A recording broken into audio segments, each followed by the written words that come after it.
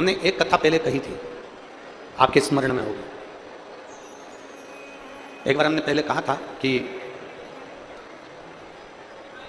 यहाँ जितनी मेरी जीजियाँ बैठी हैं, जितनी मेरी बहनें बैठी हैं, जितनी मेरी माताएं बैठी हैं, हमने पहले कथा में कहा था कि कोई भी माँ, कोई भी मेरी बहन, कोई भी मेरी जीजी अपने कमरे में, अपने कक्ष में अटाला नहीं रखती। ये कथा हमने पहले कही है। बोलो सुनी कि नहीं सुनी?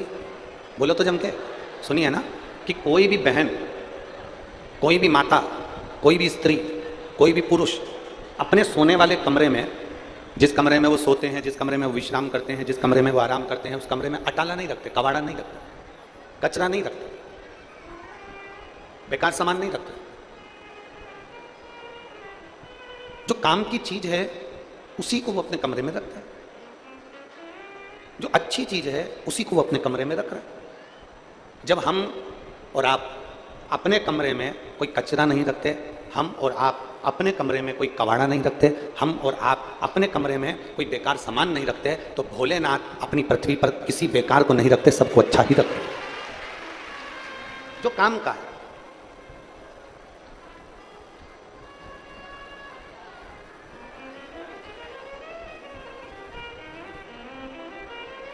आपके और हमारे जन्म का कारण केवल इतना है कि हम और आप कुछ ना कुछ अपनी मातृभूमि के लिए, अपने राष्ट्र के लिए, अपने धर्म के लिए, अपने सत्कर्म के लिए, भगवत स्मरण के लिए, अपने परिवार के लिए, अपने कुटुंब के लिए हमारा जन्म हुआ है।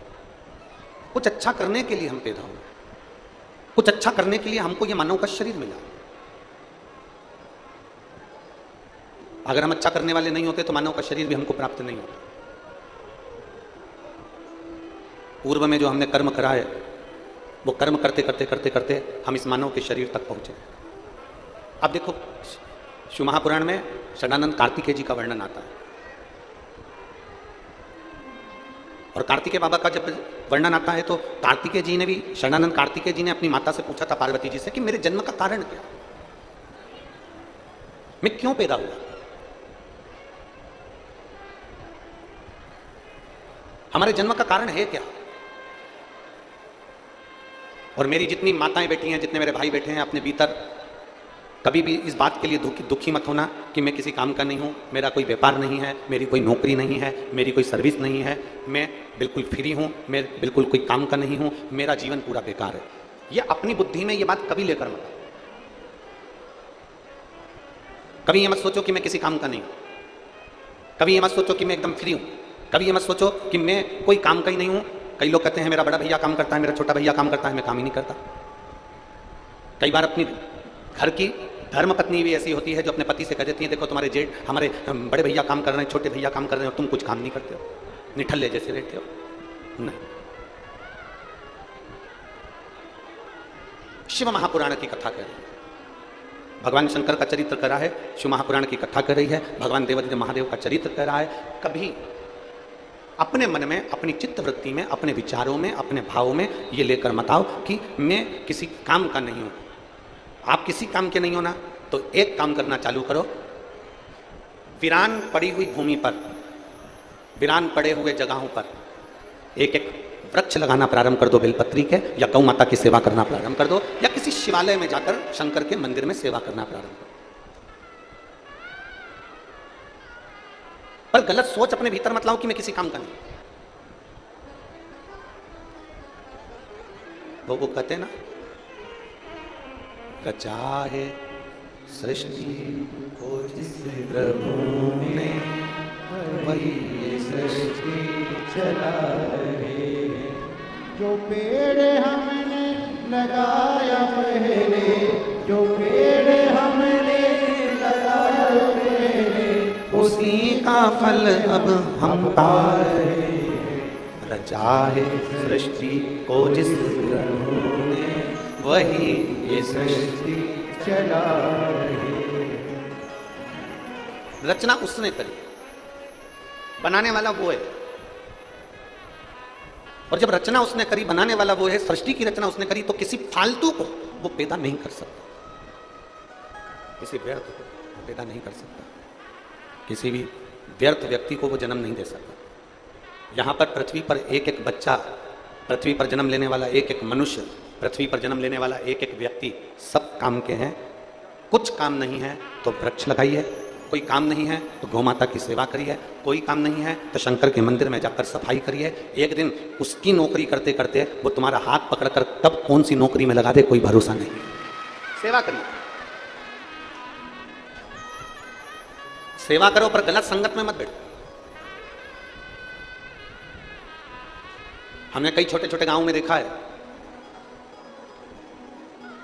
बुजुर्ग लोग जब फ्री हो जाते हैं ना तो पीपल के पेड़ के नीचे कहीं ओटला बना है गांव में, कहीं जगह बनी हुई है गांव में, उस पर बैठ के केवल हाथ से पत्ते घिसते रहते हैं। हमने देखा है उनको। और मेरा निवेदन है गांव के जितने बुजुर्ग हैं उनसे भी, पीपल के पेड़ के नीचे बैठकर पत्ते घिसने से तुम्हारी जिंदगी पूरी नहीं होगी। किसी ओटले पर बैठकर पत्ता घिसने से या चिलम फूकने से तुम्हारी जिंदगी पूरी नहीं होगी। शिव महापुराण की कथा कहती है, भगवान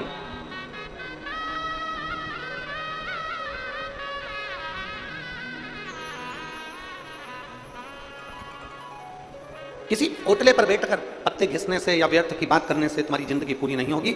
शिव महापुराण में भगवान देवाधिदेव महादेव पार्वती जी को जब भ्रमण कराने के लिए काशी में लेकर जाते हैं तो काशी में पहुंचकर पार्वती से कहते हैं, पार्वती, संसार में जन्मा हुआ व्यक्ति जिस दिन अपने समय की कीमत समझ जाता है उस दिन मैं उसके समय को श्रेष्ठ बनाना प्रारंभ कर देता हूं।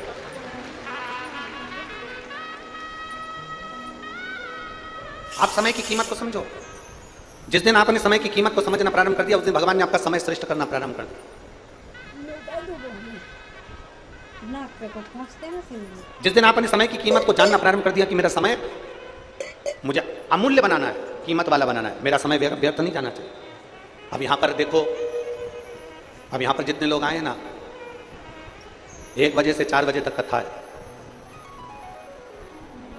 जो जानते हैं कि कथा की कीमत क्या है, जो जानते हैं कि शिव महापुराण सुनने के बाद मेरा बाबा मुझे खाली नहीं भेजेगा, वो अपनी कथा में चित्त लगाकर, मन लगाकर, मौन होकर आराम से कथा को सुनते हैं, अपना ध्यान पूरा कथा में लगाकर बैठते हैं।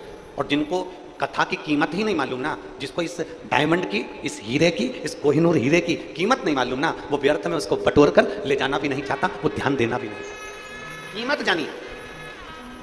इस चिलचिलाती हुई गर्मी में 46 डिग्री टेम्परेचर है आज।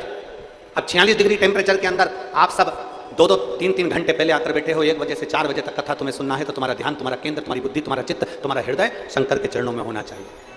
शिव चरणारविंद।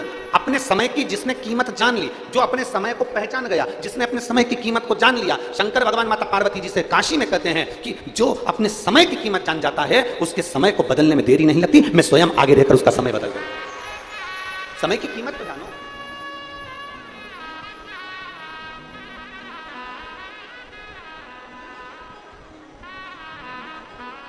कलयुग में, ये कलिकाल चल रहा है, कलयुग में कोई आपको स्वीकार करने को तैयार नहीं होगा।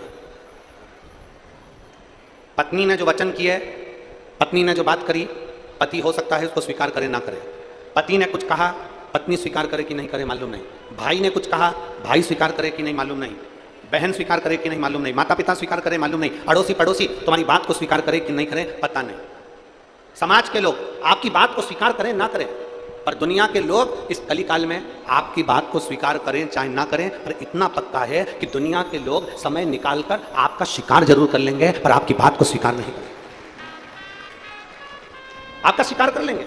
दुनिया के लोग लगे रहेंगे कि मौका मिलना चाहिए कहने के लिए। जैसे ही कोई मौका मिला ना और आप किसी पड़ोसन के दरवाजे पर रोने के लिए गए, आप किसी पड़ोसन के दरवाजे पर अपनी बात कहने के लिए गए कि मैं तो बहुत दुखी चल रही हूं, मुझे बहुत तकलीफ है, मुझे बहुत कष्ट है, आप अपने पड़ोसी क्या कहने के लिए गए। वो पड़ोसन तुम्हारा शिकार करना चाहती है। वो पड़ोसन एक ना एक जगह जाकर जरूर कहेगी कि पहले तो सेठानी बनकर घूमती थी, अब जगत में रोती फिर रही है। स्वीकार नहीं करेंगे वो आपकी बात को, स्वीकार नहीं करेंगे वो आपके वचन को, वो आपका शिकार करेंगे। इसलिए शिव महापुराण की कथा कहती है, जगत में किसी के आगे मत जाकर रोइए, द्रौपदी से सीख लो। द्रौपदी ने अपने धृतराष्ट्र गांधारी काका ससुर से कहा, मेरा चीर खींच रहा है काका ससुर, तुम तो बोलो। धृतराष्ट्र कहते हैं मेरी आंखें नहीं है। गांधारी कहती है मेरी आंखों पर पट्टी बंधी है। भीष्म पितामह कहते हैं मैंने दुर्योधन के घर का अन्न खाया है।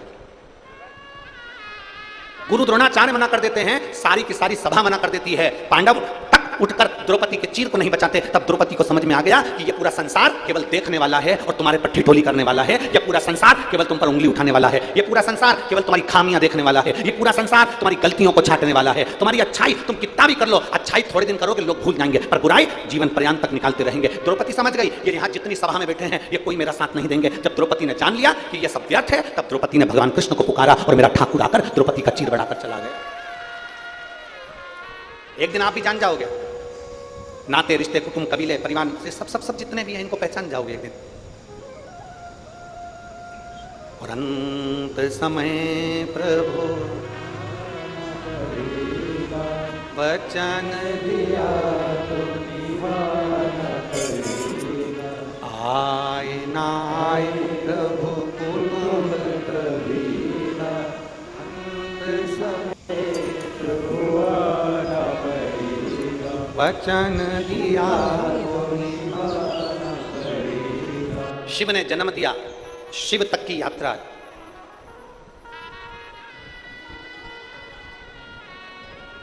शिव ने जन्म दिया और शिव तक की यात्रा। मरने के बाद आखिरी में अभी कहीं पर भी घूम लो फिर लो, पर मरने के बाद आखिरी में तो मेरे शंकर के करीब ही जाना। अंत समय में तो मेरे देवादिदेव महादेव के नजदीक में ही जाना। अंत समय में तो मेरे शंकर के करीब ही पहुंचना। अंत समय में तो जाना शमशान ही है, पहुंचना उसके पास। एक बहुत सुंदर कथा आती है भक्तमाल में, एक संत गोरा कुमार की कथा आती है। गोरा कुमार कुम्हार था, मिट्टी के बर्तन बनाते थे और मिट्टी के बर्तन बनाकर उसको बेचकर अपना यापन किया करते थे। गोरा कुमार जिनकी माता का नाम रुक्मणी था और पिता का नाम माधव जी था। गोरा कुमार तो पंडरीनाथ, हरिविठल, भगवान विष्णु के भक्त थे, पर इनके जो माता पिता थे रुक्मणी और माधव। गोरा कुमार के जो माता पिता हैं श्री रुक्मणी जी और माधव जी, ये दोनों भगवान शंकर कालेश्वर महादेव का पूजन करते थे। हमने पहले भी कथा में कहा, आज फिर कहते हैं, एक आराधना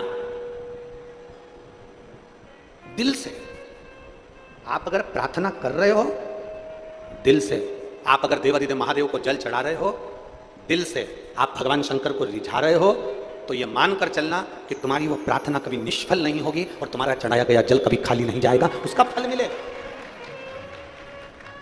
बोल बम का नारा है, सारी समस्या का हल। वो निष्फल नहीं जाता, वो फलित होता है।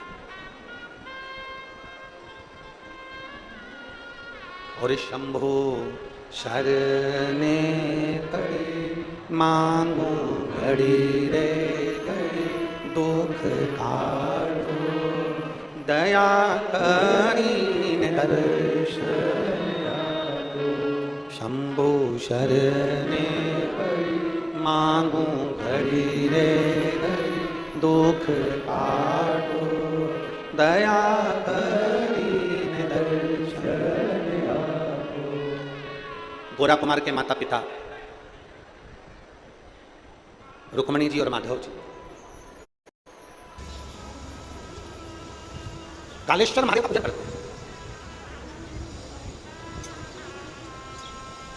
अब देखिएगा जरा, दोनों पति पत्नी के अलग अलग नियम है। गोरा कुमार के जो माता पिता हैं उन दोनों के शंकर जी को रिझाने के अलग अलग नियम हैं। मेरी जीजियों, आप शिव जी के मंदिर में कैसी पूजन करती हो ना, करो। और आपकी पड़ोसन से निवेदन है कि आपकी पड़ोसन को देखकर पूजन मत करो।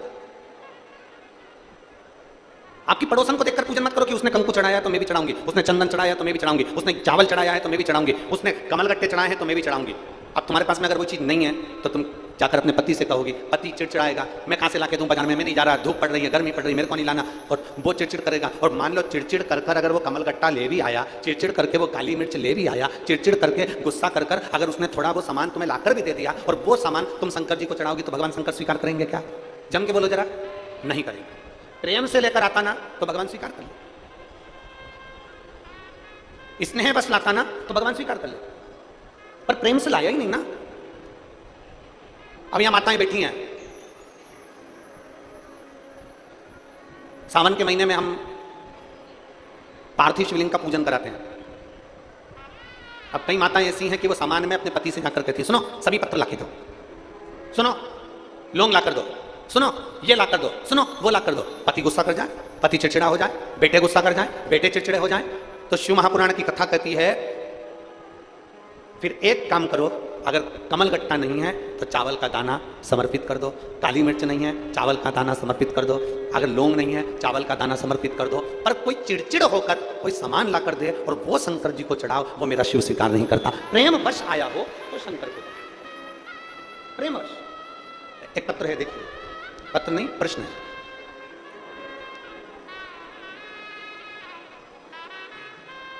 गुरुजी, क्या घर के मंदिर में शिवलिंग और शिव परिवार दोनों एक साथ रख सकते हैं? शंकर भगवान की मूर्ति नहीं, शंकर भगवान का शिवलिंग होना चाहिए। क्या होना चाहिए? शिवलिंग। और शिवलिंग है, और कई लोग कहते हैं गुरुजी अब हमारे पास में शिवलिंग है तो क्या नंदी भी रखना जरूरी है? तो शिव महापुराण की कथा कहती है घर के अंदर शिवलिंग अगर रखा हुआ है, घर के अंदर शिवलिंग अगर रखा हुआ है तो नंदी हो तो ठीक, नहीं हो तो आप और हम जब बाबा को रोज प्रणाम करते हैं तो हम भी नंदी से कम नहीं होते हैं।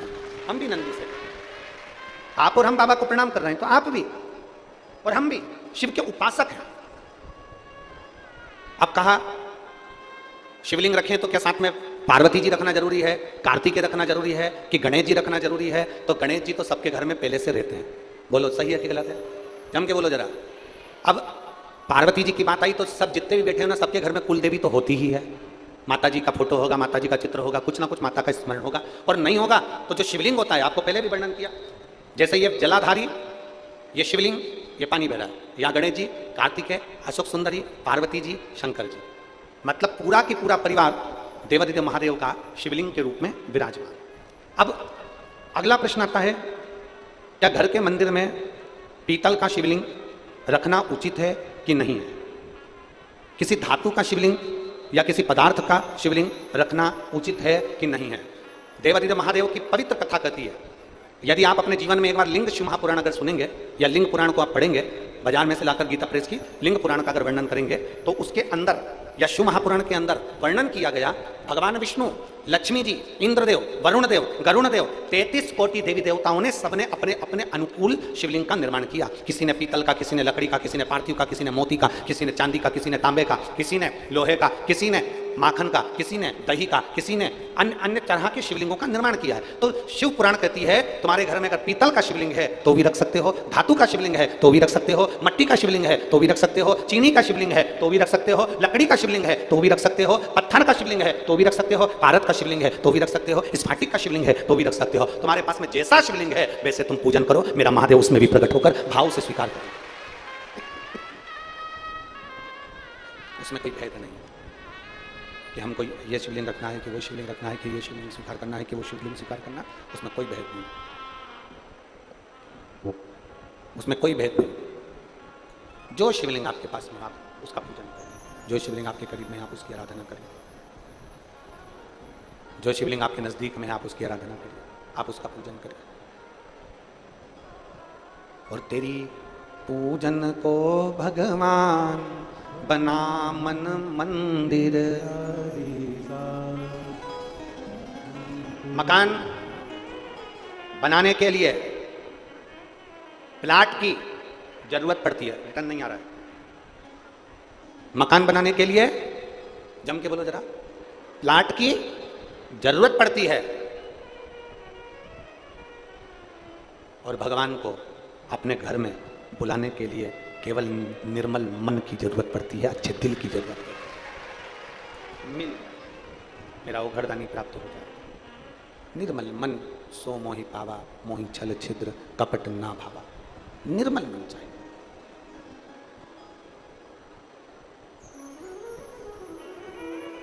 तो वो कहते ना, कैसे आएंगे प्रभु, कैसे आएंगे प्रभु, अब तक गंदा पड़ा है द्वारा कैसे आए, मन का मेल नहीं है धोया कैसे आए, ऐसे मिले। ए मेरी जीजियों, घर की तो झाड़ू लगा रही हो, दरवाजा भी साफ कर रही हो, घर की झाड़ू भी लगा रही हो, घर की झाड़ू भी लगा रही हो, दरवाजा भी साफ कर रही हो, सब कुछ कर रही हो, घर में पोछा भी लगा रही हो, झाड़ू भी लगा रही हो, पोछा भी लगा रही हो, घर भी साफ कर रही हो, पर ईमानदारी से बोलना, मन के अंदर किसी के प्रति बैर भाव रख रही हो। मेरी जेठानी ने यह कर दिया, देवरानी ने यह कर दिया, देवर ने ऐसा कर दिया, सास ने वैसा कर दिया, रिश्तेदारों ने ऐसा कर दिया। अब तुमने झाड़ू तो खूब लगाई, पोछा भी लगाया, तुमने सफाई भी बहुत करी और मन साफ ही नहीं कर पाई, तो ईमानदारी से बोलो भोलेनाथ जी आएंगे? अरे बोलो तो जम के नहीं, हृदय तो साफ करो, मन तो साफ करो। गोरा कुमार की मां माता जी और गोरा कुमार के पिताजी, दोनों की आराधना करने का तरीका अलग अलग है, दोनों का। तुम जैसे रिझाना चाहो वैसे रिझा बदलो। एक पत्र देखिए,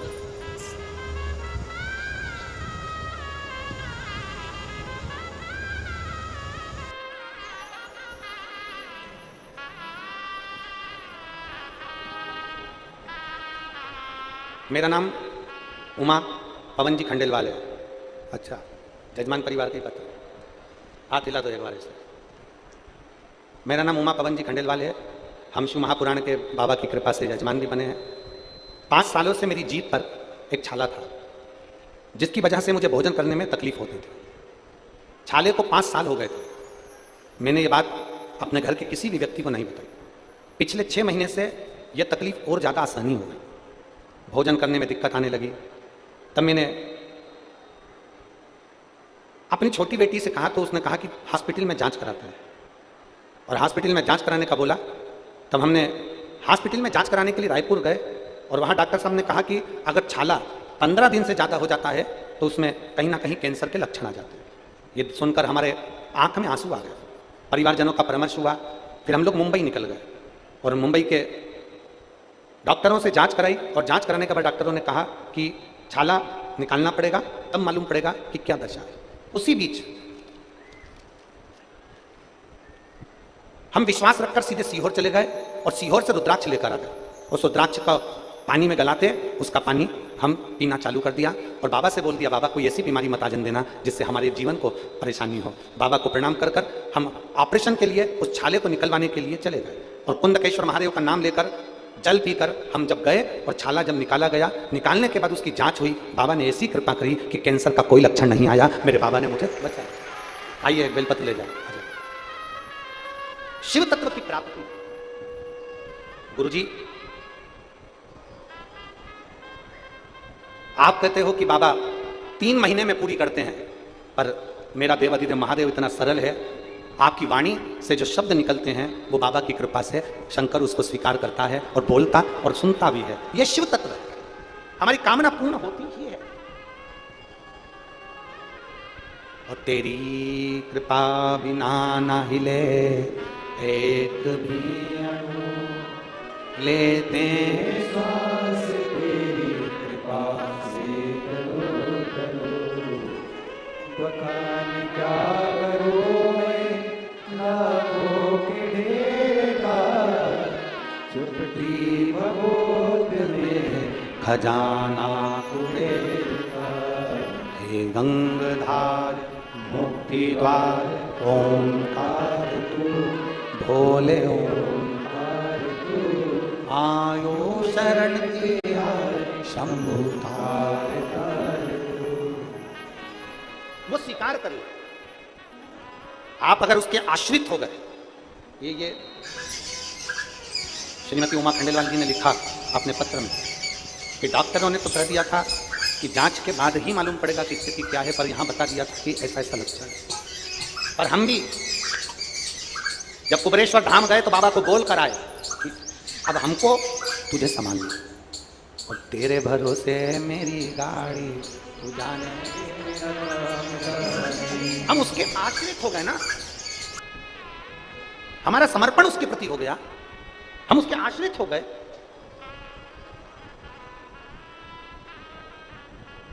और जब हम मेरे देवाधिदेव महादेव के आश्रित हो जाते हैं, उसके समर्पित हो जाते हैं, फिर वो संभाल लेता है, फिर वो संभाल, हमें नहीं संभालना, फिर उसको संभालना। एक पत्र और देखिए,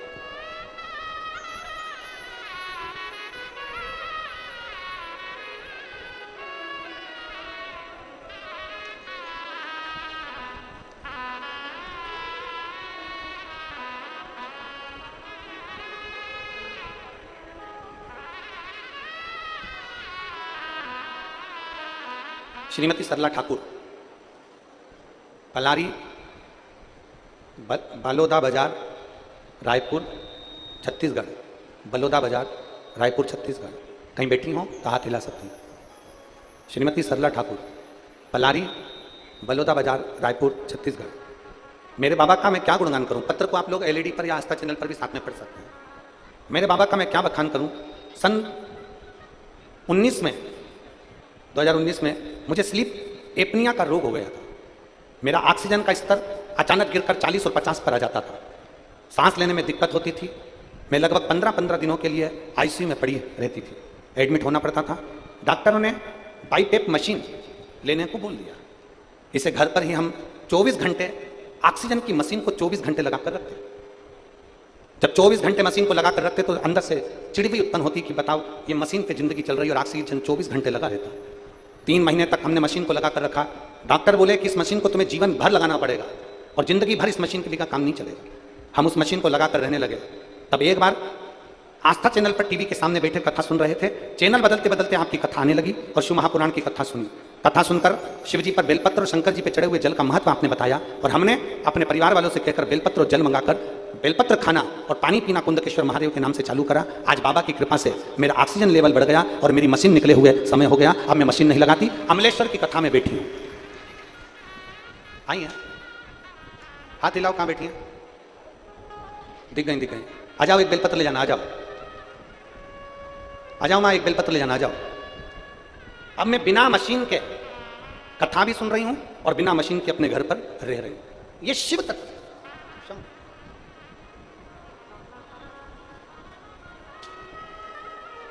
एक भरोसा केंद्रित करिए, एक विश्वास को बढ़ा लीजिए। संत गोरा कुमार जी की मां माता जी रुक्मणी, संत गोरा कुमार जी के पिता श्री माधव जी, दोनों की शिव भक्ति अलग अलग है। दोनों शंकर भगवान की भक्ति बड़ी अलग से करते हैं।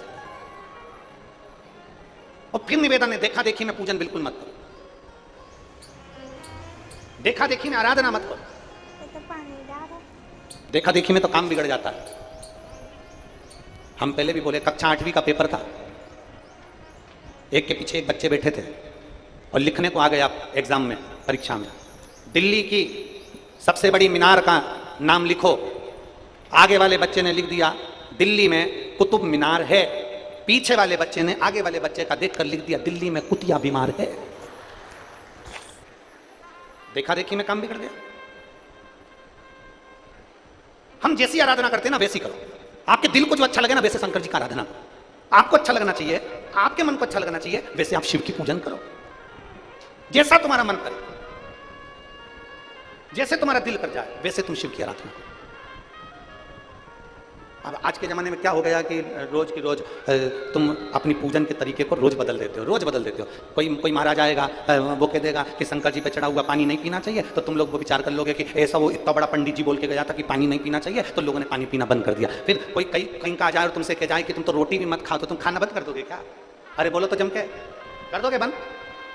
जो तुमको अकल देने आए कि शंकर पर चढ़ा हुआ जल मत पियो, शंकर पर चढ़ी हुई बेलपत्र मत खाओ, शंकर के मंदिर मत जाओ, शिवालय में मत जाओ, झाड़ू मत लगाओ, पोछा मत लगाओ, नहीं। शिव महापुराण की कथा कहती है, एक बार गीता प्रेस गोरखपुर की शिव महापुराण को अपने घर में लाओ और पढ़ो और फिर देखो कि सियोर वाला महाराज झूठ तो नहीं बोलता। एक बार उसका स्मरण करो, उसको पढ़ो, उसको पढ़ने का प्रयास करो। सत्य को दुनिया के लोग दबाना चाहते हैं, बहुत दबाने का प्रयास करेंगे, अपशब्द कहेंगे, गालियां देंगे, आड़ा टेढ़ा कहेंगे, जो उनसे बन सकता है वो करेंगे सारे, और सत्य को दबाने का प्रयास करेंगे। और सत्य सत्य रहता है, वो मरते दम तक भी सत्य की सत्य ही रहता है। उसको कोई नकार नहीं सकता, सत्य को कोई नकार नहीं सकता, सत्य सत्य ही रहेगा।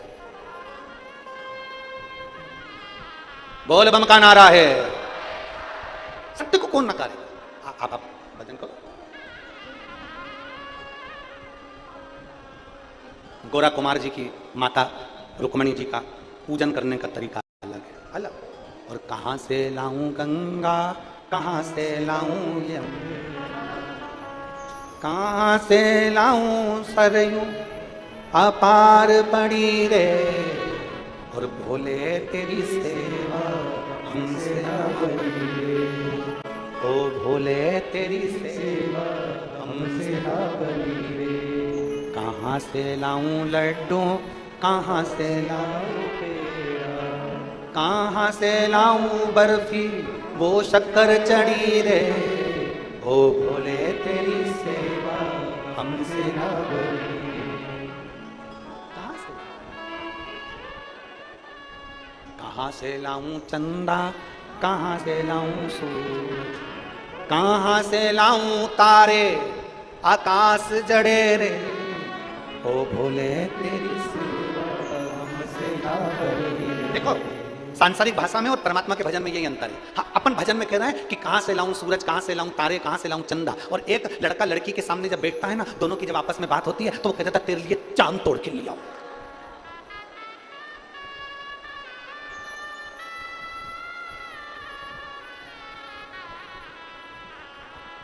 कितना झूठ। एक लड़का लड़की से कहता था तू बोल, अभी के भी तेरे लिए तारे तोड़ के ला दूं, तारे। देख, लड़का कहता है लड़की को रिझाने के लिए, तेरा नाम मैंने अपने हाथ पे लिखवाया, देख तेरा नाम। रिझाने वाली बात है।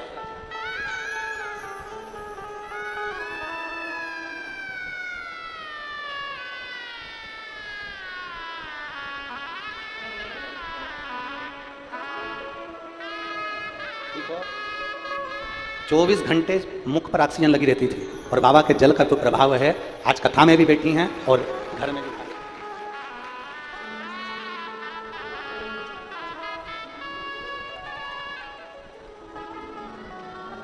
एक विचार करिए, लड़का लड़की से कह रहा मैंने तेरा हाथ पे नाम लिखा लिया, इतना प्रेम करता हूं। लड़की भी मूर्ख है जो हाथ पे नाम लिखाया और राजी हो गई। लड़की को कहना था पहले प्रॉपर्टी पे नाम लिखा के बता, एक बंगला, एक गाड़ी, 1 एकड़ जमीन, 1 बीघा जमीन, फिर मानू कि तुम उससे प्रेम करता। भटकता फिरेगा, मोटरसाइकिल में डलवाने के लिए 100 रुपए भी नहीं है, प्रॉपर्टी का खाक लिखेगा। विचार करिए जरा।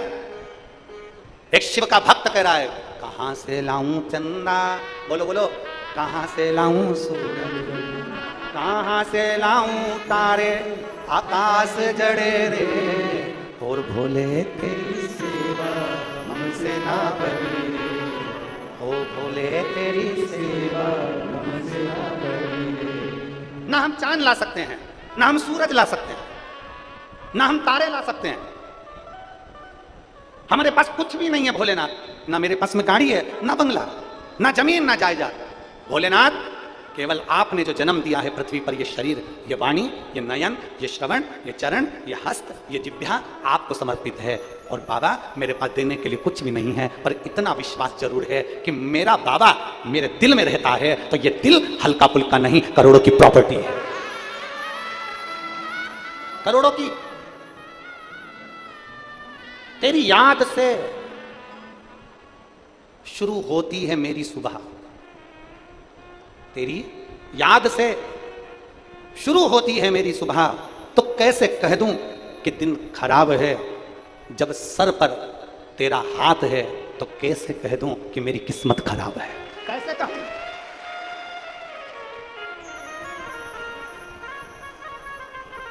कैसे कहूं? माता जी, रुक्मणी जी शंकर जी के मंदिर में केवल दीप सेवा करती थी, केवल दीप। हमने एक बार कथा में कहा था, आप लोगों के स्मरण में है कि नहीं पता नहीं, पर यदि आपने सुना होगा तो आपको याद आएगा कि मंदिर में,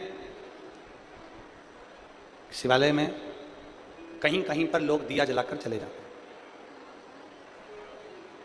और हम तो यहां तक कहेंगे कि कुबेरेश्वर धाम सीहोर में भी अगर आप जाएं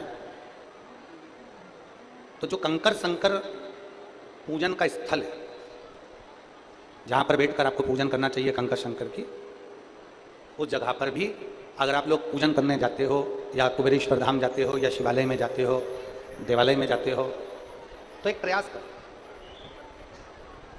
आपके पास चढ़ाने के लिए कुछ नहीं है, समर्पित करने के लिए कुछ नहीं है, देने के लिए कुछ नहीं है, तो जो हमारे बीच में शबरी नारायण वाले महाराज जी पधारे हैं, एक बार जोरदार ताली बजाकर स्वागत वंदन स्वामी जी।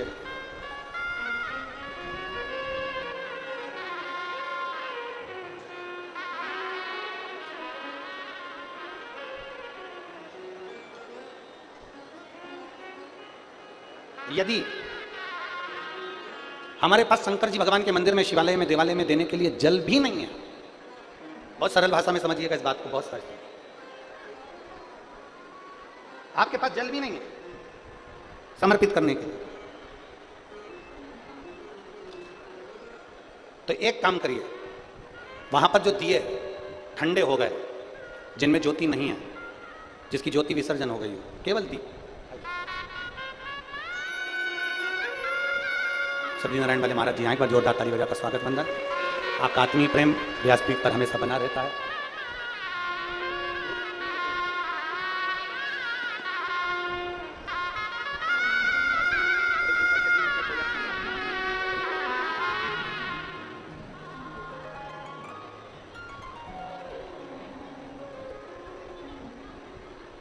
मान लो जल भी नहीं है अपने पास में, मान लो कोई सामग्री अपने पास में शिव जी को समर्पित करने की नहीं, मान,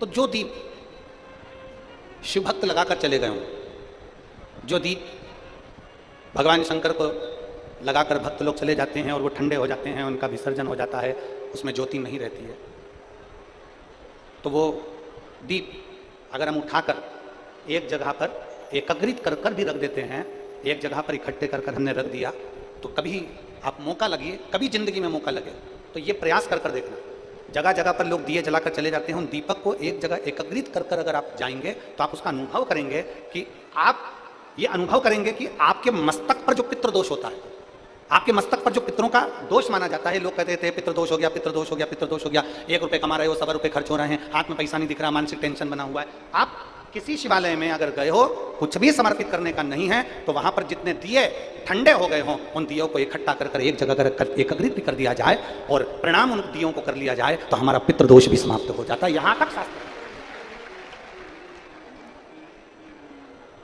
कहां से लाऊं गंगा, कहां से लाऊं जमुना, नहीं है हमारे पास कुछ भी। संत श्री गोरा कुमार जी की मां रुक्मणी जी का एक नियम था, मंदिर में दीपदान करना और जो विसर्जित दीप हैं उनको उठाकर एकत्रित करना। अब जरा समझिएगा कि उन विसर्जित दियों को, दीपक को एक जगह इकट्ठा करने का फल क्या होता है। जरा यहाँ कथा में ध्यान लगाकर सुनना कि शंकर के मंदिर के, शंकर के द्वारे के, भगवान के शिवालय के कहीं दीप बहुत सारी जगह, वहां लगा दिया, वहां लगा दिया, वहां लगा दिया, वहां लगा दिया, लोगों ने दिया दिया दिया, सब दूर छोड़ दिया, उसको इकट्ठा कर कर एक जगह पर एकत्रित कर देना, उसका फल क्या होता है ये समझिए। अब रुक्मणी जी का नियम, संत श्री गोरा कुमार जी की माता जी का नियम, वो दीप इकट्ठी कर, और संत श्री गोरा कुमार जी के पिताजी का नियम था मंदिर में सफाई करना, शिव जी का अभिषेक पूजन करना, और शंकर जी के ऊपर जो जलाधारी रखती है, जलाधारी किस किसने देखी है, जरा देखिए, जैसे ये शिवलिंग है, शिवलिंग के ऊपर एक जलाधारी लगी होती है जिसमें से बूंद बूंद पानी नीचे गिरता है, अच्छे से उसमें से जल नीचे गिरता रहता है। अब कई लोग मंदिर की सफाई करते हैं, झाड़ू लगाते हैं, पोछा लगाते हैं, शिवलिंग को धो देते हैं, जलाधारी को धो देते हैं, पर जो ऊपर जो जलाधारी लगी रहती है, जया, विषहरा, शामली बारी, दौतली, देव, ये जो जलाधारी ऊपर जो लगी हुई है, जिसमें से एक एक बूंद पानी नीचे गिर रहा है, कभी अगर मौका मिल जाए, कभी मौका मिल जाए और एकांत में कहीं का शिवलिंग मिल जाए और तुम्हें अगर मौका मिल जाए, तो एक बार अपने घर से जल उतनी मात्रा में लेके जाओ जितना उस जलाधारी में पूरा भरा जाए और जलाधारी का पानी ऊपर से भी झलके और नीचे से भी निकल जाए। कभी अगर मौका लग जाए तुम्हारे जीवन में और कहीं तुम्हारे घर के पास में कोई शिवलिंग हो, तुम्हारे घर के पास में कोई शिवालय हो, मंदिर की साफ सफाई आपने कर दी, झाड़ू बुआरी कर दी, उसके बाद में मंदिर में शिवलिंग को आपने अच्छा साफ कर स्नान पूजन करा दिया, उसके बाद जलाधारी में जब जल भरो तो उसको साफ कर जब उसको भरा जाता है, उसके भरने का फल क्या होता है, ये शिव महापुराण की कथा जला। अब यहां शास्त्र कर रहा है, शिव महापुराण वर्णन कर रहे हैं। संत गोरा कुमार जी के पिताजी, संत गोरा कुमार जी के पिताजी जलाधारी की सेवा में रहते हैं। जलाधारी गोरा कुमार जी की माता के गर्भ से 8 बच्चों ने जन्म लिया। एक बच्चे ने जन्म लिया, वो मर गया। दूसरे बच्चे ने जन्म लिया, वो मर गया। तीसरे बच्चे ने जन्म लिया, वो मर गया। ऐसे 8 बच्चे माता रुक्मणी जी और माधव जी के चले गए। 8 बच्चे। अब जब 8 बच्चे मर गए, रुक्मणी जी आज अपने पति के कंधे पर सिर रखकर रो रही हैं, खूब बिलक बिलक कर रो रही हैं। बाऊ श्री माधव जी ने कहा, रुक्मणी क्यों रो रही? रुक्मणी जी कहती हैं, मेरे 8 बच्चे चले गए। गोरा कुमार जी की माता रुक्मणी जी कह रही है, मेरे 8 बच्चे चले, 8 बच्चे चले। अपन कालेश्वर महादेव का पूजन करते हैं, अपन कालेश्वर महादेव की आराधना करते हैं, अर्चना करते हैं, पूजन करते हैं, और उसके बाद भी अपने 8 बच्चे चले गए, अपने 8 बच्चे मर गए। माधव जी ने कहा, रुक्मणी, शंकर जी का भक्त कभी हारता नहीं है। बोल बम का नारा है, बाबा एक सहारा। शिव का भक्त कभी हारता नहीं है रुक्मणी, और तुम हार रही हो। 8 बच्चे मर गए ना, उसको पसंद नहीं होंगे, ले लिए होंगे। हमारे पूर्व के कर्म के कारण हमको भोगना पड़ता है, हमारे पूर्व के कर्म के कारण हम भोग रहे हैं। क्यों रोती है? रोती रोती रुक्मणी भगवान शंकर के मंदिर में, कालेश्वर महादेव के मंदिर में पहुंच गई। कालेश्वर महादेव के मंदिर में, महाराष्ट्र में आज भी पंढरपुर से 30 कोस की दूरी पर गोरा कुमार जी का गांव है, जिसको पहले शिव गांव कहते थे, शिवा गांव। अब उसका नाम बदल गया। वहां पर कालेश्वर महादेव का आज भी मंदिर था। संत गोरा कुमार जी की मां रुक्मणी जी 8 बच्चे मरने के बाद रोती रोती आंख में आंसू भरकर कालेश्वर महादेव के पास पहुंच गई, और कालेश्वर महादेव को, शिवलिंग को अपने गले से लगाकर रो रही, आंख से आंसू बह रहे, बिलख रही, रो रही।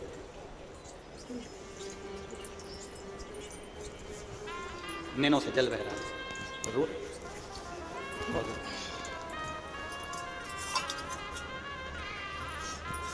4 तरह के आंसू होते हैं। कितनी तरह के? जम के बोलो जरा, जम के। 4 तरह के आंसू होते हैं। पहले नंबर पर विडंबना का आंसू। विडंबना का आंसू कैसा होता है? 4 लड़के गंगा जी नहाने गए, खूब मस्ती में नहाए, लौट के आए। अब उन्होंने विचार करा, जरा गिनती लगा लो, 4 ही आ गए कि नहीं आए? गिनती लगाई, 1 2 3। रोने लगा, अरे एक तो रहेगी गंगा में। दूसरे ने पूछा क्या हुआ? गिनती में 3 ही आ रहे हैं। उसने कहा मैं गिनता हूं, 1 2 3। वो भी रोने लगा, अरे बेचारा एक तो गंगा जी में रह गया। इसको विडंबना का आंसू कहते हैं, कि जो अपने आप को नहीं गिन पा रहा, जो अपने आप को पहचान नहीं पा रहा, इसको विडंबना का आंसू कहते हैं। एक आंसू होता है विडंबना का, दूसरा आंसू होता है वेदना का। वेदना का आंसू किसको कहते हैं? हमने किसी से बहुत आस लगाई, बहुत आस लगाकर बैठे थे और उसी ने धोखा दे दिया, इसको वेदना का आंसू कहते हैं। पहले नंबर का विडंबना का आंसू, दूसरे नंबर पर वेदना का आंसू, तीसरे नंबर पर होता है विरह का आंसू। किसी की याद में रोते रहे, आंखों से नीर बहता रहा, इसको विरह का आंसू कहते हैं। और चौथे नंबर पर आता है वंदना का आंसू। वंदना का आंसू मतलब परमात्मा के लिए उसको याद कर कर रोए, उसे वंदना का आंसू कहते हैं, उसे वंदना का आंसू कहते हैं। 4 तरह के आंसू होते हैं, आप भी हमारे साथ बोलेंगे। पहले नंबर पर विडंबना का आंसू। कौन सा? विडंबना का आंसू। दूसरे नंबर पर होता है वेदना का आंसू। कौन सा? वेदना का आंसू। तीसरे नंबर पर आता है विरह का आंसू। बोलिए कौन सा? विरह का आंसू। और चौथे नंबर पर आता है वंदना का आंसू, जो परमात्मा की याद में, गुरु की याद में, भगवान की याद में उससे विनय करते समय, उससे कहते समय, उसको पुकारते समय, उसको नमन करते समय, उसको अपने दिल की बात सुनाते समय जब आपकी आंख में से आंसू निकल जाए, समझ लेना आज वंदना के आंसू निकले हैं और वो आंसू परमात्मा को प्रिय है। तो वंदना के आंसू मेरे भोलेनाथ को प्रिय है। वंदना,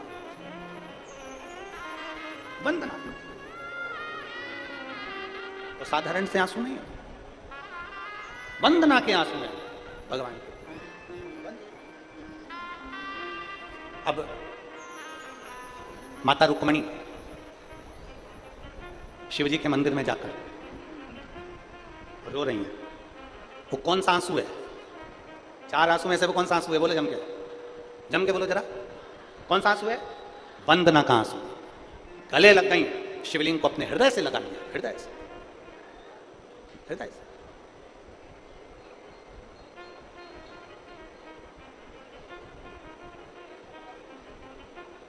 और ये जो आंसू है ना, ये परमात्मा से मिलन का केंद्र है। ये जो आंसू है, ये परमात्मा से मिलन का केंद्र, वंदना का आंसू, वंदना जरूर। जैसे रुक्मणी जी, जैसे द्रौपदी जी रोई थी ना, घूम मेरी सुमन भींगे साड़ी, आ जाओ कृष्ण मुरारी, मेरी सुमन भींगे साड़ी, आ जाओ कृष्ण मुरारी, क्या भूल गए गिरधारी, जब उंगली कटी तुम्हारी, क्या भूल गए गिरधारी, जब उंगली कटी तुम्हारी, मेरी असुवन भींगे साड़ी, आ जाओ कृष्ण मुरारी, मेरी असुवन भींगे साड़ी। नैनों से नींद बह रहा है, अश्रु बह रहा है, विडंबना, वेदना, विरह और वंदना, 4 आंसुओं में से आज जो आंसू बह रहा है, गोरा कुमार जी की माता के आंख से आज जो आंसू बह रहा है, वो वंदना का आंसू, वो निवेदन का आंसू, भगवान को पुकारने का आंसू। कई बार माताएं आती हैं ना, और माताएं आती हैं तो उनकी आंख में आंसू भर आते हैं। हम उनको देखते हैं तो लगता है कि केवल व्यासपीठ तक पहुंची, केवल व्यासपीठ तक पहुंची तो इनकी आंख में आंसू आ गए वंदना के। जिस दिन मेरे भोलेनाथ के करीब पहुंच जाएंगे, उस दिन आंख में से झरझर नीर बहेगा, झरझर। क्योंकि वंदना का जो अश्रु होता है वो होता ही ऐसा, वंदना का अश्रु ऐसा ही होता है। रो पड़ी रुक्मणी, और रुक्मणी जी रोई और आंख में से आंसू, उनके पति आ गए माधव। माधव जी ने कहा, रुक्मणी तुम रो रही हो शंकर जी से गले लेकर, तुम्हें क्या कालेश्वर पर भरोसा नहीं है? तुम्हें महाकालेश्वर पर भरोसा नहीं है क्या? कालेश्वर महादेव पर भरोसा नहीं है? रुक्मणी जी ने कहा, संत श्री गोरा कुमार की माता जी कहती हैं, मेरे 8 बच्चे मर गए, अब मैं कब तक धीर बांधूं? इतनी देर में तो तुरंत उस शिवलिंग में से मेरा देव अधिदेव महादेव प्रकट हो गया। उस शिवलिंग में से मेरा महादेव प्रकट हो गया। प्रकट होकर कहते हैं, रुक्मणी तू रो रही है? माधव तेरी आंख में आंसू है? जा, जिस जगह पर तेरे 8 बच्चे जमीन में दफनाए गए, ये नियम है, जो छोटा सा बच्चा होता है वो मर जाता है तो उसका अंतिम संस्कार नहीं होता, उसको क्या करते हैं? जमीन में गाड़। जिस जमीन में, ध्यान देना, आप लोगों को मालूम है कि नहीं मालूम है? इधर छत्तीसगढ़ में ऐसा है कि नहीं? बोलो तो जम के। बड़ा व्यक्ति हो तो उसको आग लगाकर उसको अंतिम संस्कार किया जाए, छोटा सा बच्चा अगर मर जाए तो उसको जमीन में गाड़ा जाता। अब हम आप लोगों से पूछेंगे एक प्रश्न, उसका उत्तर दीजिए।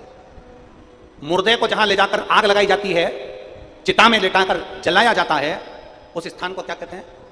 जम के बोलो। शमशान। उसको क्या कहते हैं? शमशान। किसका स्थान है वो? भगवान शंकर का। और छोटे से बच्चों को जिस जमीन में गाड़ा जाता है, जिस स्थान पर जमीन के अंदर गाड़ा जाता है, उस स्थान को क्या कहते हैं? अरे बोलो ना जल्दी से, क्या कहते हैं उसको? उसको शमशान कहेंगे क्या? उस भूमि को क्या कहते हैं? जहां मुर्दे को आग लगाई जाती है, जहां चिता पर लिटाकर उसको जलाया जाता है, उसको शमशान कहा जाता है, वो शंकर का धाम होता है। जहां छोटा बच्चा दफनाया जाता है, जहां छोटे बच्चे को गाड़ा जाता है, अगर वो मर गया, छोटे बच्चे को जहां दफनाया जाता है, उस स्थान को गौरी कहते हैं। क्या कहते हैं? गौरी। उस स्थान का नाम होता है गौरी। मतलब ये मेरी माता पार्वती जी की गोद है, जिसमें बच्चे गोद में सो रहे हैं, उसको गौरी कहा जाता है।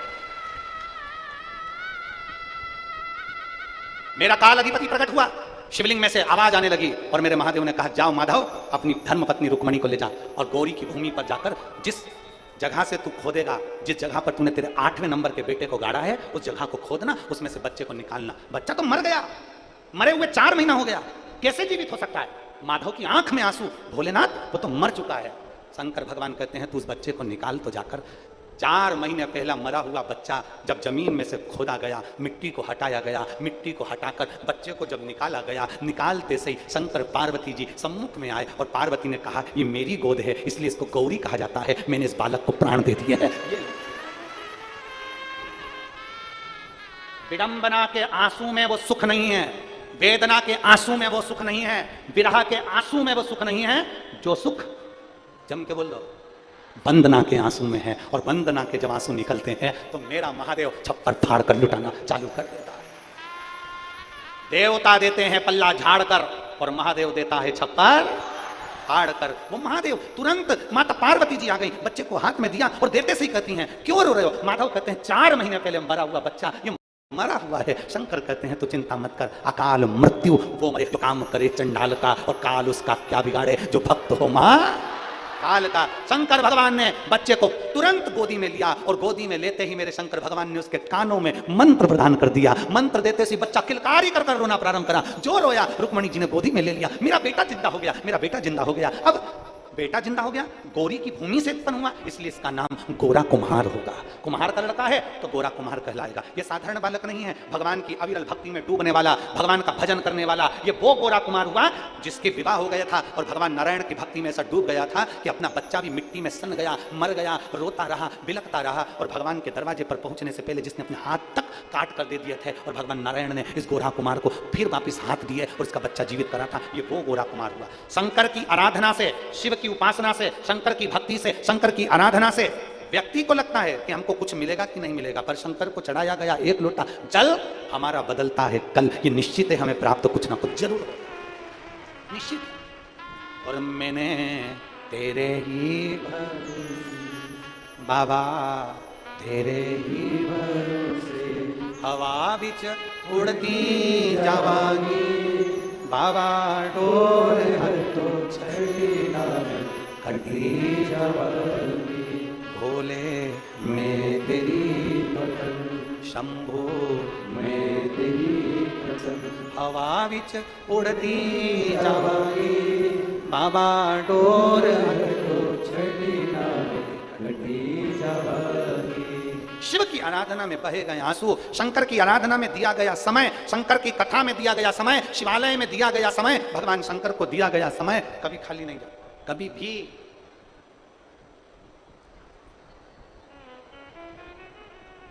आप अच्छा करते रहो, दुनिया के लोग अपशब्द कहते रहेंगे।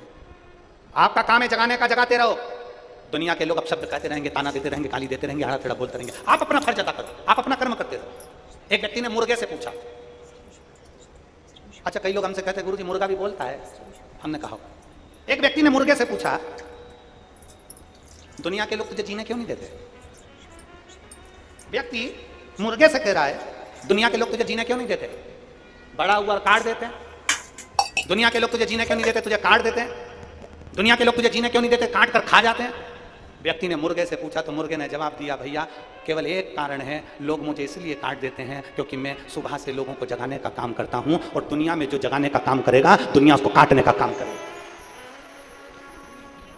मुर्गा कहता है कि मेरा एक काम है जगाने का, मैं सुबह से लोगों को जगाने का काम करता हूं, इसलिए लोग मुझे काट देते हैं। और ये दुनिया के लोग है ही ऐसे, जो सत्य बोलेगा, आगे बढ़ेगा, जो तुम्हें जगाने का काम करेगा, जो तुम्हें जनमानस में कुछ परमात्मा की भक्ति प्रदान करने का कार्य करेगा, जो जनमानस में तुम्हें जगाने का काम करेगा, दुनिया के लोग उसको काटने का काम करते हैं, कैसे भी इसको नीचे गिराओ, कैसे भी इसको टूल करो, कैसे भी इसका पांव पकड़ के गिराओ, कैसे भी इसको नीचे लाना, गाली देंगे, अपशब्द कहेंगे, ताने देंगे, आड़ा टेढ़ा बोलेंगे, जितनी उनकी कैपेसिटी होगी, जितना उनके अंदर मल भरा होगा, जितनी उनके अंदर गंदगी भरी होगी, वो सारा निकाल देंगे। भले वो कुछ भी करें पर वो अपने भीतर की सारी गंदगी निकाल देंगे। शिव महापुराण की कथा कहती है, पर मुर्गे का काम है जगाना, भले मर गया पर जगाना बंद नहीं करा। उसी तरह आपका काम है आगे बढ़ना और जनमानस को जगाना, पीछे मत हटना, अग्रण्य चलना है। क्या किसको रोइए, चादर तान के सोइए, आग लगे बस्ती में अपन रो मस्ती, बोल बम का नारा है सारी समस्या का हल। कोई जल्दी बनता है, कोई लेट बनता है, शिव को जल चढ़ाने वाला एक दिन सेठ जरूर बनता निश्चित। एक विश्वास जागृत, एक पत्र है देखिए,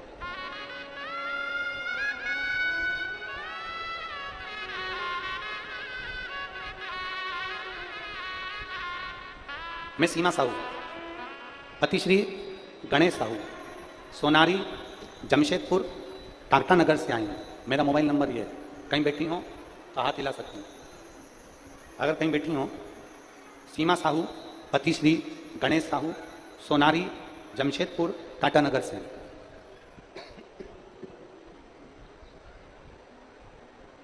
पत्र को आस्था चैनल पर और एलईडी पर आप पढ़ सकते हैं। एक लोटे जल का क्या गुणगान करूं गुरुदेव, मेरा मोबाइल नंबर यह है। मेरे पापा श्री रंती राम साहू, ससुर जी के मुंह में घाव हो गया था और अचानक से मुंह में ब्लड आना शुरू हो गया। हम सोच में डूब गए, ऐसा क्यों हो रहा है। जब हमने डॉक्टर को दिखाया तो डॉक्टर ने उनको कैंसर बता दिया। हम डर गए, ऐसा कैसा हो गया, रोने लग गए। इतनी बड़ी बीमारी हमारे पिताजी को हो गई। मेरे अपने पिताजी नहीं थे, सास ससुर को ही माता पिता मानती हूँ और पिताजी के शरीर में इतना बड़ा रोग हो गया। देखकर अब कहीं ससुर का साया भी मेरे सिर से ना उठ जाए, बड़ा दुख हुआ गुरुदेव, बहुत रोही। डॉक्टर से हमको जाकर विनती करी कि इनको जल्दी ठीक कैसे हो सकता है, तो डॉक्टर ने कहा इनका ऑपरेशन करना पड़ेगा। कैंसर पूरे मुंह के अंदर हो गया है, उसको ऑपरेशन की जरूरत है।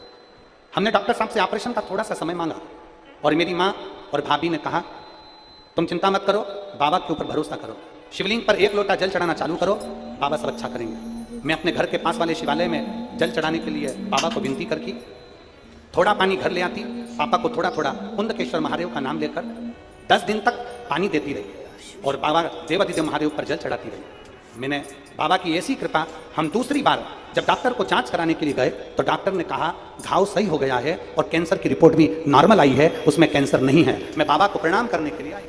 कहीं बैठी हैं, कहीं बैठी हो तो हाथ हिला सकती हैं।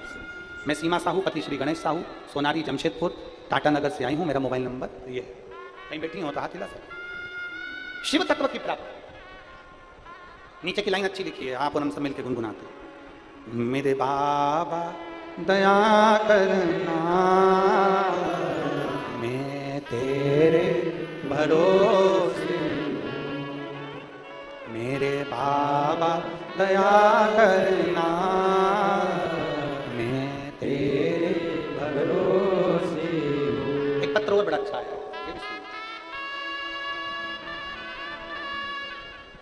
मैं ममता निषाद, पति देवेंद्र कुमार निषाद, ग्राम बोरतरा, जिला बेमेतरा से हूँ। कहीं बैठी हो तो हाथ हिला सकती है। अगर कहीं बैठी हो तो हाथ हिला सकती हैं। मैं ममता निषाद, पति शैलेंद्र कुमार निषाद, ग्राम बोरतरा, जिला बेमेतरा से हूँ। शिव महिमा का मैं क्या बखान करूँ गुरुदेव, बाबा ने तो मेरी किस्मत ही बदल दी। 2019 से सरकारी नौकरी के लिए प्रयास कर रही थी। कई जगह मैंने पंडितों को हाथ भी दिखाया तो उन्होंने कहा तुम्हारे भाग्य में सरकारी नौकरी नहीं है। मैं हार मान गई और गुरुदेव तभी मेरी माँ ने कहा कि तू पशुपतिनाथ का व्रत कर देख। हम गुरु जी की कथा सुनते हैं, वो बोलते हैं शंकर भाग्य पलट देता है, तू भगवान शिव की आराधना कर। हमने पशुपतिनाथ व्रत करना प्रारंभ किया। अक्टूबर 2023 में आपकी कथा कोडिया में हुई। मैं पहली बार कथा सुनने आई और परीक्षा भी दी मैंने और बाबा की ऐसी कृपा हुई गुरुदेव। बाबा तो बाबा है, केवल मेरी ही नहीं मेरे पति की भी नौकरी मेरे बाबा ने सरकारी लगा दी। हम दोनों पति पत्नी आज सरकारी नौकरी में हैं और बाबा को यहाँ धन्यवाद देने के लिए आए। शिव तत्व है। ममता निषाद, पति शैलेंद्र कुमार निषाद, ग्राम बोरतरा, जिला बेमेतरा से हूँ।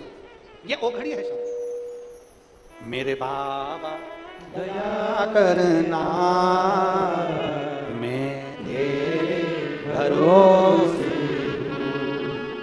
ना घर के भरोसे हो, ना परिवार के भरोसे हो, ना घर के भरोसे हो, ना परिवार के भरोसे हो। मेरे बाबा दया करना, मैं तेरे भरोसे हो। भोले बाबा दया करना, मैं तेरे भरोसे हो। हम उसके आश्रित हो जाए। एक मरे हुए बच्चे को जिंदा करने की सामर्थ्यता भी उसकी है, एक मुर्दे में प्राण देने की सामर्थ्यता भी उसकी है। वो साधारण नहीं है। कालों का काल महाकाल, साधारण नहीं है। छोटे छोटे दीपक लोग लगाकर चले गए, उन ठंडे हुए दिए को एकाग्रित करने का फल यह हुआ कि उसका बेटा भी ठंडा हो गया था और उसमें भी ज्योति मिल गई। जलाधारी में जल भरना, भगवान शंकर के ऊपर बूंद बूंद पानी टपक रहा है। वो जलाधारी जया, विषहरा, शामलीवारी, गौतली, देव, शंकर की 5 बेटियों का स्थान जल से तृप्त कर देना, मतलब हमें भी वो देवाधिदेव महादेव की बेटियां तृप्त जरूर कर देती हैं, तृप्त कर देती हैं। आराधना का फल खाली नहीं जाता। और खाली ना जाता कोई दर से तुम्हारे, खाली न जाता कोई दर से तुम्हारे। मैं भी खड़ी हूँ नदी पाए पसारे, लगा लो गिरा जा रहा हूँ, उठा लो भोले अपने दर से अब तो न लो, गिरी जा रहे हो, उठा लो। शिव तत्व को पहचान। शंकर के मंदिर में कोई सी भी सेवा ले लो, जो तुम्हारा मन पड़े वो सेवा लो। शिव के मंदिर में कुबेरेश्वर धाम जाओ तो एक सेवा जरूर कर आओ। झाड़ू लगा दो, सफाई कर दो, बन सके तुम्हारा रोज सुबह 11 बजे से लेकर 3 बजे तक भंडारा चलता है और शाम को 7 बजे से फिर भोजन भंडारा चालू हो जाता है। बन सके भोजन का पात्र उठाकर भोजन परसगारी कर दो। अपन नहीं दान कर सकते, शरीर का दान दीजिए, भोजन पर। आपके घर के पास के शंकर के मंदिर में जाइए, कुछ करो ना करो, वहां पर सफाई का विशेष ध्यान दो। अपने गांव में कोई पवित्र नदी है, तालाब है, कुआं है, बावड़ी है, सरोवर है, उसको स्वच्छ रखो। कोई भी गांव का व्यक्ति पूजन का सामान, कोई यज्ञ का सामान, हवन की सामग्री, पूजन की सामग्री, निर्माल्य सामग्री अपने गांव के तालाब में, बावड़ी में, कुएं में, नदी में बिल्कुल मत डालने दो। और एक निर्माल्य विसर्जन का रथ बनाओ, उनसे सामग्री लो और किसी पेड़ के नीचे उसको गाड़ दो, जिससे वो खाद बनकर वृक्ष के लिए अच्छी रहे। नदी, नाला, सरोवर, तालाब, बावड़ी, कुंड सब साफ होना चाहिए, क्योंकि अगर इसमें हम प्लास्टिक डालते जाएंगे, आज गंगा का स्तर नीचे गिर गया, यमुना जी का स्तर नीचे गिर गया, जल का स्तर नीचे आते जा रहा है। केवल पॉलीथीन में हमने पत्तियां सूख गई, भर ली, ले जाके डाल दी, हमने कोई सामग्री ले जाकर डाल दिया। हम इतने सारे वृक्ष तो लगा नहीं पा रहे, और जो नदियां तालाब हैं उनको भी हम सुरक्षित नहीं रख पा रहे हैं। एक संकल्प लो कि अपने तालाब, अपनी नदियां, अपनी बावड़ियां, अपने कुएं हम सुरक्षित रखेंगे, उसमें निर्माल्य नहीं डालेंगे, निर्माल्य की हम खाद बनाएंगे और उसको एकांत में ले जाकर डालेंगे, पर नदी में, बावड़ी में नहीं डालेंगे। अपनी नदियों को हम अपवित्र क्यों कर दें? हमसे भी कई लोग कहते हैं, महाराज जी ऐसी बात मत बोला करो, भगवान का पूजन का सामान तो नदी में जाना चाहिए। नदी में कब तक डालोगे? पानी रहेगा, जब तक पानी नहीं रहेगा तो किसमें डालोगे? फिर तो कहीं ना कहीं गाड़ोगे ना। तो एक खड्डा करो, उस गांव का पूरा निर्माल्य, भगवान पे चढ़ी हुई सामग्री, पूजन की सामग्री सारी एक खड्डे के अंदर ले जाकर डालो, जिससे उससे खाद बने। खाद बनने के बाद वो पेड़ पौधे में काम आए। परंतु नदियों को स्वच्छ करिए, नालों को स्वच्छ रखिए, सरोवर, कुंड, तालाब, बावड़ी स्वच्छ रखिए, ये गंदे नहीं होना चाहिए। इनको स्वच्छ रखने का प्रयास करें।